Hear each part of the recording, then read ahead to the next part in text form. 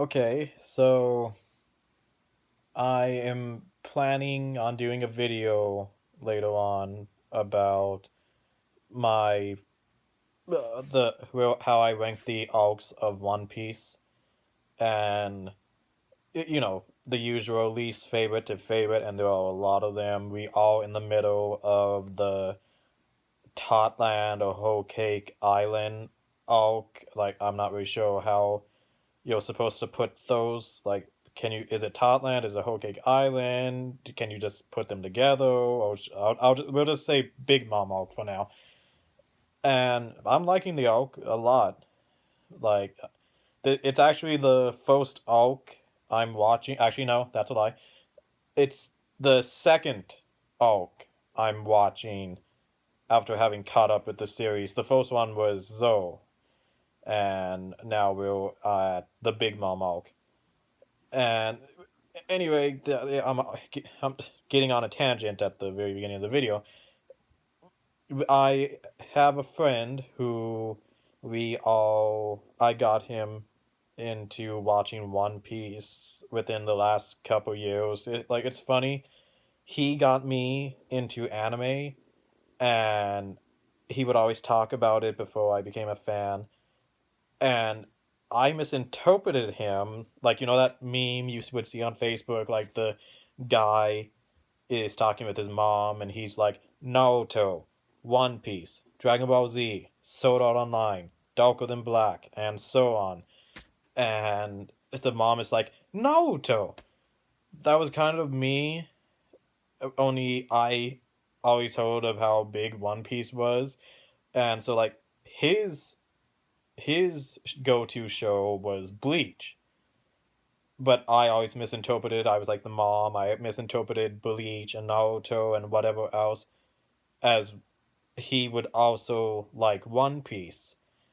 And I was already usually going to Funimation to watch anime that my friend would get me into.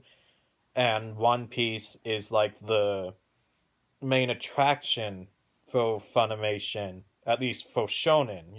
Like, you look you go onto that site and there was One Piece. Like, it's just that big. And like, after catching up with the series, yeah, like, it makes sense how that's like the star attraction for Funimation. And so I'm like, okay, there was One Piece. My friend likes One Piece, so I'll get into One Piece. And actually, it's kind of funny. It was 3 years ago, either yesterday or the day before, that I started watching One Piece for the first time. And so I started watching it, and I liked it a lot. And then I'm like, okay, I can get into this, and it's 700 plus episodes right now, so goody. Like, I'm gonna be watching this show for a long time, and that 700 plus episode thing. Like, a lot of shows are like, oh, that we only go about 10 seasons, or the most successful shows in America, like sitcoms, like 10 seasons, 20 20 episodes each season, so that's about 200 episodes per series. But no, One Piece just has just kept going and going and going, and then boom, here we are at we're about to reach episode 850 in a few weeks' time, and so that did not phase me. I'm like, okay, good, a lot of episodes to watch, so I keep watching them, and then we hit All Long Park. And like, spoiler alert, but there's the part where Nami is like, all along, all along, all along, and I'm just like,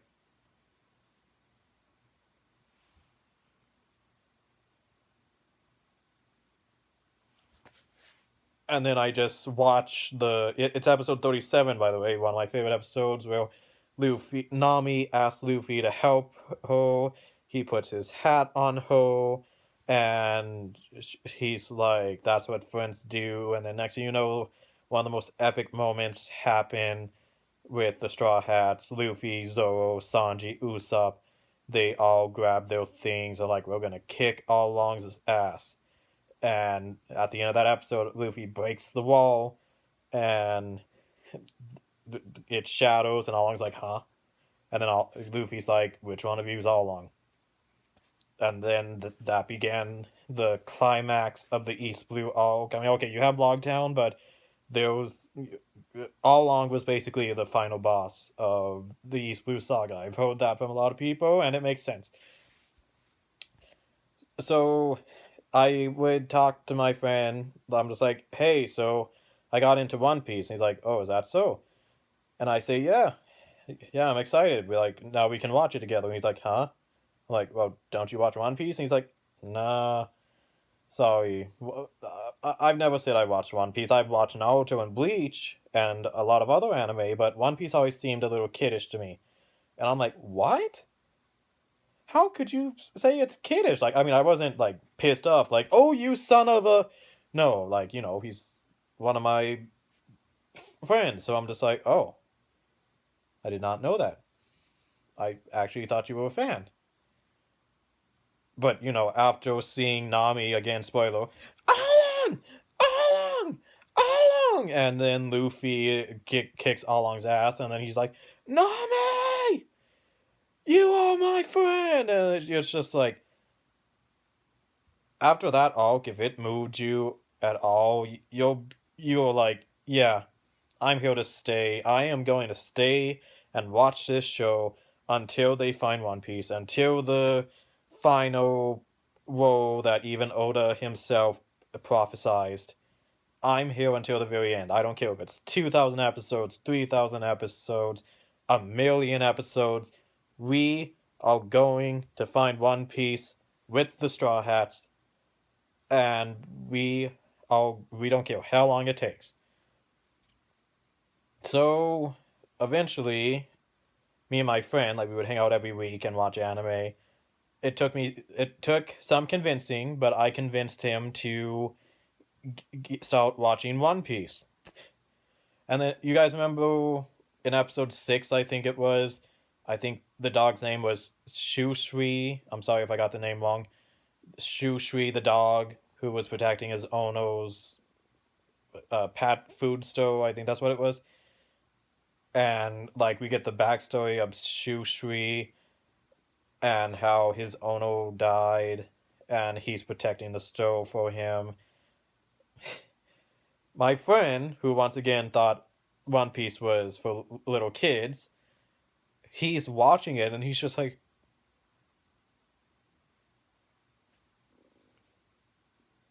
and like his dog was watching it with us, sitting next to us. And 6 episodes in, One Piece just got my friend to fall to the floor and just start petting his dog. I think we've all had moments of that where like we're watching media, some from a media, and then One Piece, oh, whatever show does something involving an animal, and if you're a pet lover, you understand where like an animal's getting hurt or is dying, and then you turn to your animal because they're a part of the family, and you're like, it starts getting you to think about that day that you don't want it to come, and that causes you to just break down emotionally, and you just like it's not going to happen. But yeah, I'm not going to get any deeper into that subject because that is a little touchy for a lot of us. I'm sorry. But yeah, so recently, it took a while, but we got past season 1, saw the whole East Blue saga, the All Along saga, and my friend is like, I was totally wrong about this show. And I'm not bashing my friend either. I'll get back to him in a little bit. But we keep watching it through season 2, and we get to Laboon, Little Golden, or Whiskey Peak, Little Golden, Drum Island.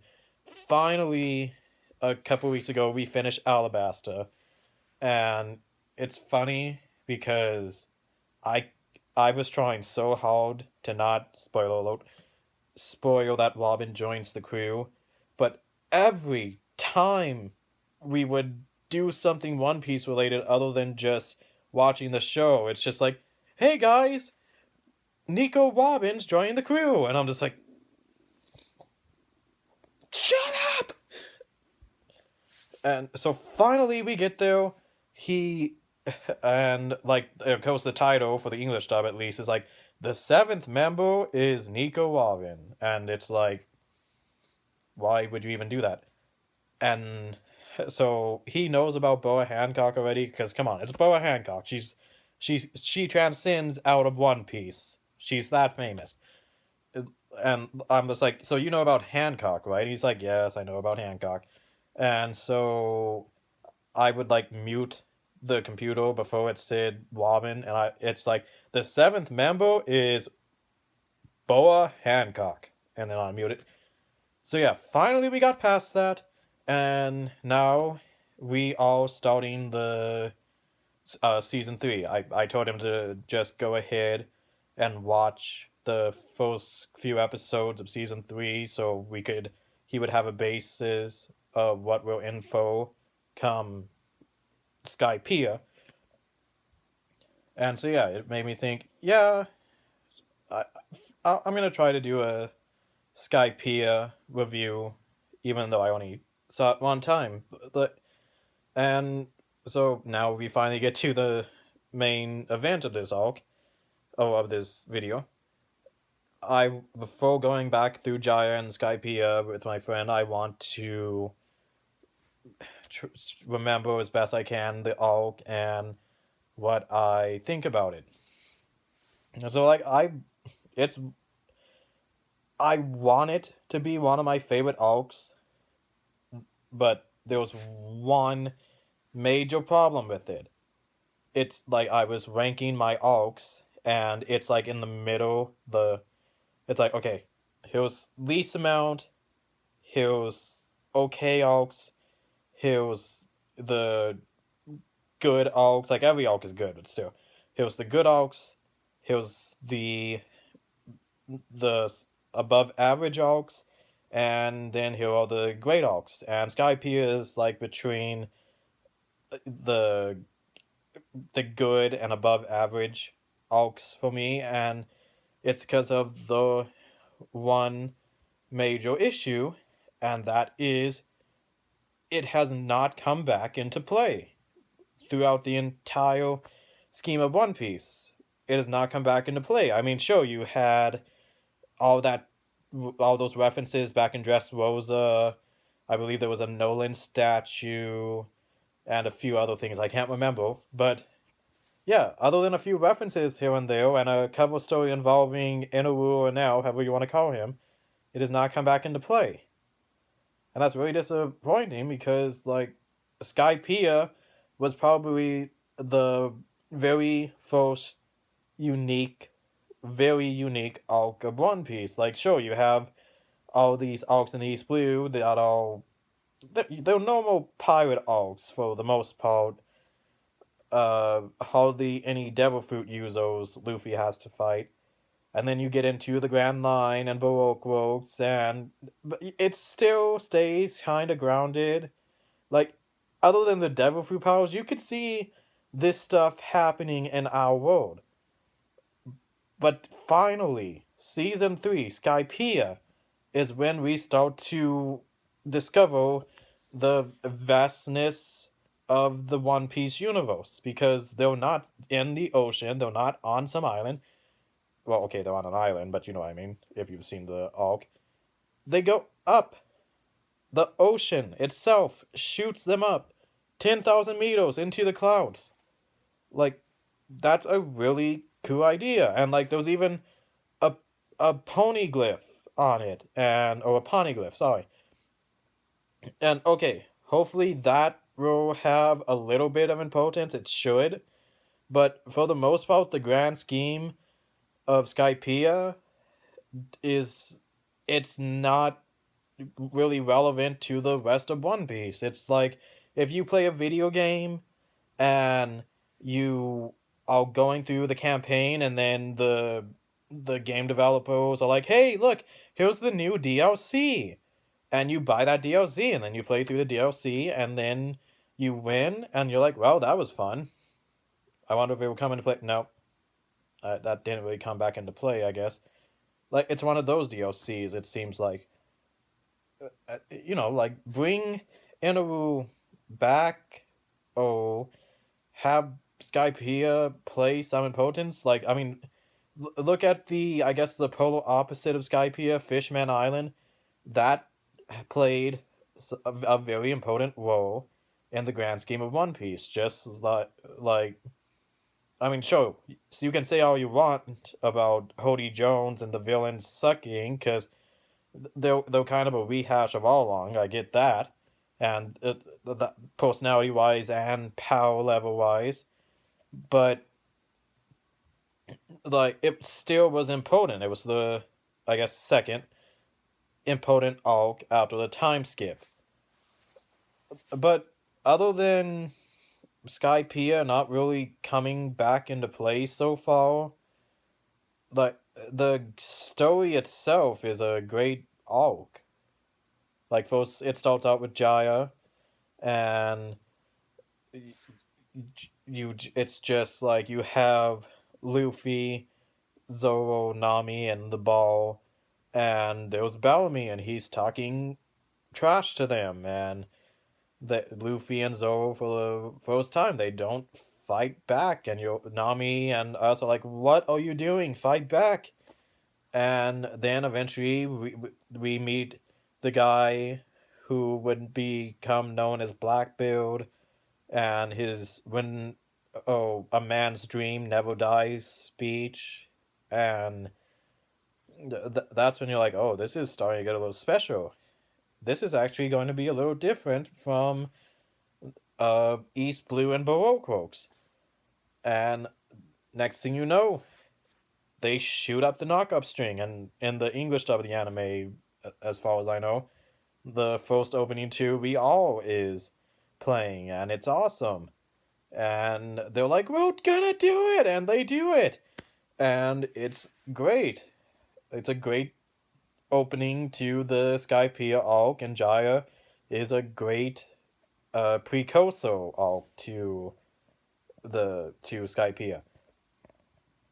And then, like, you're in this new universe with the Straw Hats, and they look great. It looks great. It's fun. We encounter all these new things. Like, we practically meet angels, and we're in a ocean of clouds, which gravity should be pulling them down, but no. And then you meet the white berets, which I think is funny because they're like a knockoff of the green berets.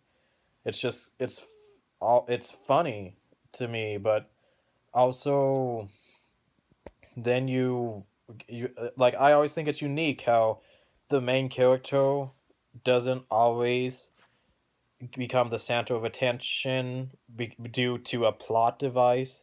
Like the Wavo, the only one who loans the Wavo to the best of my knowledge is Nami, and she decides to take it a little far out to sea, and then she comes across God's Island, and there was this other guy trespassing there, and what happens?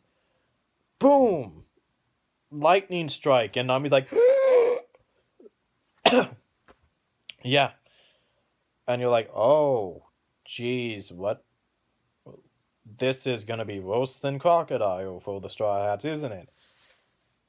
And then you get into the whole let's go meet, and if we have to, fight God aspect of the arc, and then Conus is leading them to a trap, and then she breaks down asking for their forgiveness, and they're like, why would you tell us? Now you're in danger. It's like, that just speaks a lot about the Straw Hat crew. They're pirates, yet they don't want their friends to sacrifice themselves for them.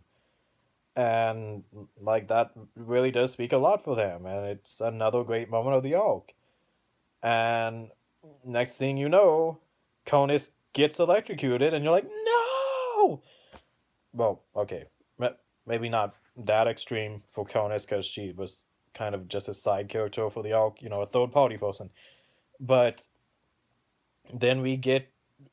Then we see that Gonfall, the Sky Knight, saved her, and then she's like, please come back to us, God. And you're like, that's God. That's God. And then you get to think about it, and you're like, how do we usually picture God? At least the Christian God. We're like, usually like a elderly man, long white hair, long white beard. And then you're like, you put two and two together, and you're like, you know, that actually makes sense, at least from our perspective of what the Christian God is, at least. And you're like, well, then how did this happen? How did Inaru come to power? How did he manage to beat God? And like, is that actually God? Is that the guy who created the One Piece world? Like, it raises so many questions that you want answers to, and it keeps you entertained and intrigued to keep watching the arc. And then we finally get to fighting Inao's priest, or Inaru's priest. I would go back and forth between them, just bear with it. And then finally we meet Inaru, and like, the general consensus is that he looks like Eminem the rapper. And, that's a funny comparison. And I already knew the plot twist involving him and Luffy from the beginning. I'm pretty sure I'm not the only one who remembered that Wubbo does not conduct electricity. Oh, does not, whatever that phrase is. I think I used the wrong word there. But so Luffy, like, there was the survival game in Inaru now is like 5 people are going to survive this, and then we will have our ultimate battle. And then we go through all the fun shenanigans with that part of the arc, and then somehow I think the Shandorians come into play. Okay, that's my second issue. It's a minor issue, but it's like, it was strange. Like, they brought the Shandorians into it. I'm sorry if I'm mispronouncing them. In like the middle of the climactic part of the arc, and you're like, wait, where did these people come from? Wait, are those supposed to be like the people that Nolan met? But wait, shouldn't we have met them before like right before the climax? Like, this seems kind of strange. So yeah, that was my other gripe with Skypiea, was that it like the Shandorians kind of showed up out of nowhere. Like, there was that one guy, I think that was Waipo, who attacked them at the beginning, and then like they disappeared until right before the climax of the arc. So, but moving on, then we finally get to Nami's like, oh yeah, buddy. And now I actually always wanted to go to Fairy Both. Fairy Both. It's awesome. I've always heard the stories, and like, it's been a dream of mine. And now is like, all right, let's go, bitching. And uh, then Luffy shows up finally, and he's like, do any of you watch Team Four Star? At the beginning of Team Four Star's Goku versus Frieza, Goku shows up, and he's like, "Are you Lord Frieza?" And Lord Frieza is like, "Yeah." Awesome! I'm gonna deck you in the schnoz. And then Frieza's like, "I'm sorry, that's a new one." Like, that's kind of Luffy's personality. Every time he meets a big villain, he's like, "Are you the big villain of the arc?" "Yeah." "Awesome! I'm gonna deck you in the schnoz." That was like kind of how he was with Inaru. Inaru's no exception to that. And then Inaru's like, "See ya, bitch." Lightning strikes, doesn't work. I said, "See ya, bitch." Lightning strike again, doesn't work. And then, Inaru's like, "See ya, bitch." Psh! Massive lightning strike, doesn't work. And then, like, Inaru's face is like, and then Nami, she's like, duh! Wobble doesn't conduct electricity. Luffy's the only guy who can beat this false god. And I'm just like, called it. And then, Luffy fighting Enru is one of my favorite fights of the story. Actually, it's like, it's rubble. It's versus electricity. They were destined to fight, and they were destined to have an amazing fight, and that's what we got. And then, Sanji continues his one of, as I think Jonathan in the G8 filler put it best, the chess piece that moves diagonally, that's what Sanji does. Yeah, we have Sanji doing his diagonal thing, and then finally we get to the very last climax, and Luffy and Nami are in the Wavo, and they're climbing up Giant Jack to the final confrontation of Inaru, and okay, third gripe, and this is it.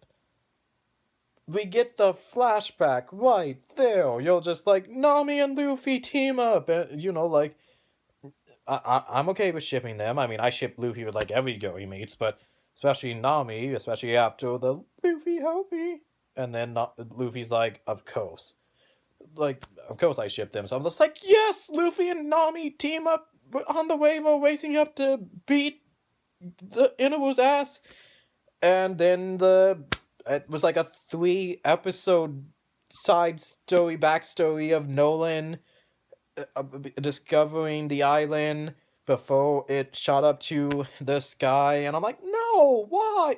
This has been the best fight of the series yet. Better than Arlong, better than Crocodile, better than any other villain in One Piece so far. Best fight. Don't know how anyone's going to topple this, except Bob Belushi, but we'll get to him in a later video. And you're giving us the backstory now. Let us finish Luffy versus Inaru, and then we can then get to the backstory.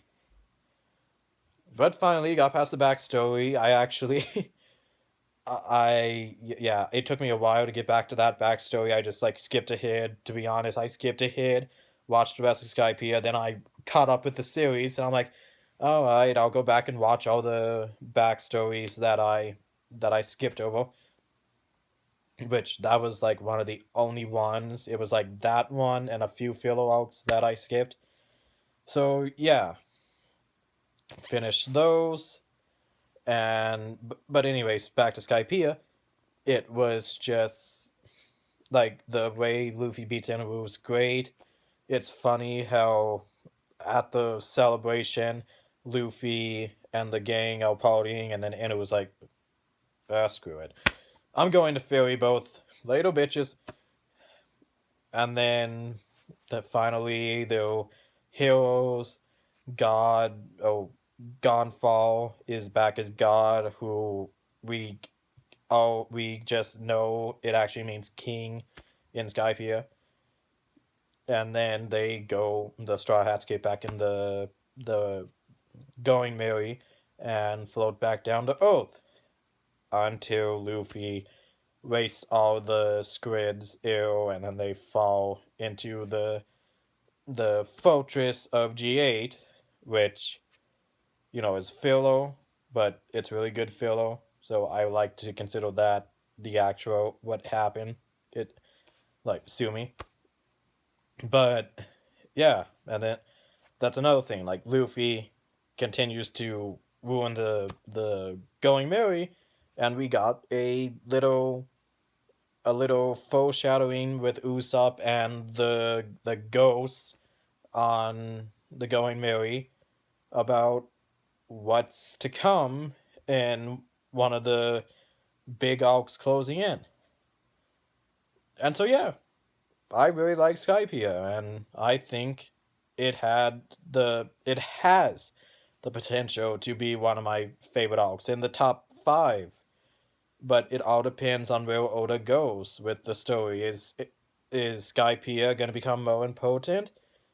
And is it going to like, will it become one of my favorites? Who's to say, except for Oda and myself, because it's me to my opinion to decide. But yeah, I just wanted to talk about it since finally I'm going to be watching it with my friend, and I can't wait for episode, I think it's 152, when they go up the knock up string and it's like, so come aboard and bring along all your hopes and dreams. Like, my friend loves the opening theme song, and he like, it turns out, because in America we had the faux kids dub, so a lot of anime fans got they misinterpreted One Piece as for kids, when faux kids just did a bad job of dubbing and editing. That was the miscommunication of what One Piece actually is, and what a lot of people in America think of it, especially compared to Bleach and Naruto. So I have a feeling that my friend's going to love Skypiea as much as he's loved all the rest of One Piece, and I'll probably re-review it after I go through it a second time. So yeah, what are your guys' thoughts on Skypiea? Have a good night, guys.